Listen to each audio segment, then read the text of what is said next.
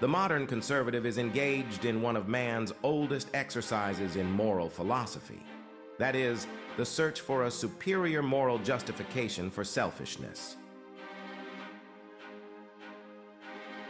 All great nations begin the same way, with men and women pledging their heartfelt commitment to God and to certain unifying principles in accordance with their faith in God. And all civilizations end the same way.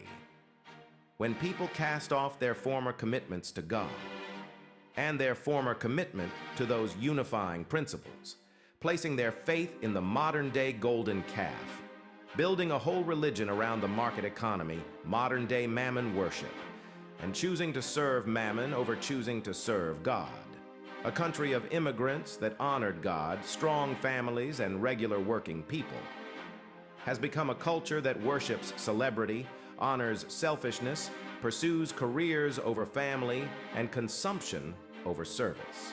It's as if the market con men and myth makers cast a vicious spell over our collective consciousnesses, leading us to abandon our own consciences, dreams, and God-given talents, sacrificing our lives to empty myths and promises of the market gods, while falling under increasing bondage to those gods.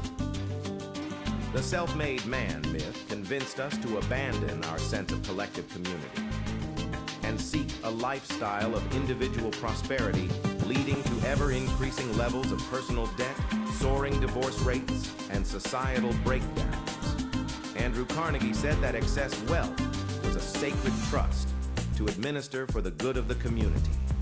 The God helps those who help themselves myth led to rampant shortages of police officers, firemen, nurses, and teachers as we began abandoning duty-filled professions, replacing our traditional sense of sacrifice with one of greed, selfishness, and avarice.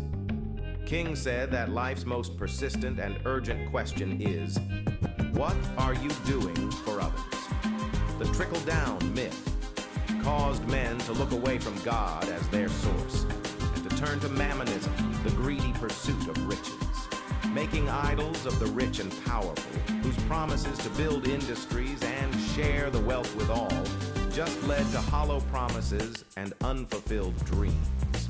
In effect, we embraced Ebenezer Scrooge and Jacob Marley as the heroes of our age, only to replace them with Old Man Potter from It's a Wonderful Life, with the whole world now reverting to Pottersville, where even the love of mothers have grown cold, where decent housing is no longer affordable. Condominiums are nearly out of reach. College loans have sentenced a generation to a life of debt and driven others away from college altogether.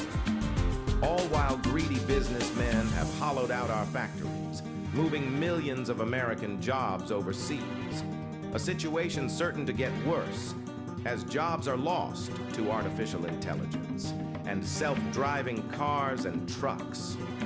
Of course, to replace the principle of fairly sharing the fruits of our labors and the resources of our nation, you must have con men. Or better yet, perhaps, you must have secular prophets, preachers, and evangelists to promote the virtues of greed and selfishness. And like every religion, it must have a written creed. That is, a fundamental set of religious beliefs. For modern Mammon worship, that religious creed is objectivism. Objectivism is the philosophical belief that selfishness is a great virtue and charity is a great evil. In the following segments, we show how objectivism has dismantled critical pieces of our national character, and we will each have a chance to look in the mirror and consider our role in restoring those missing pieces. In objectivism, all relationships are transactional, based on value. Thus, it is perfectly moral to abandon an aging parent whose value to you has depreciated.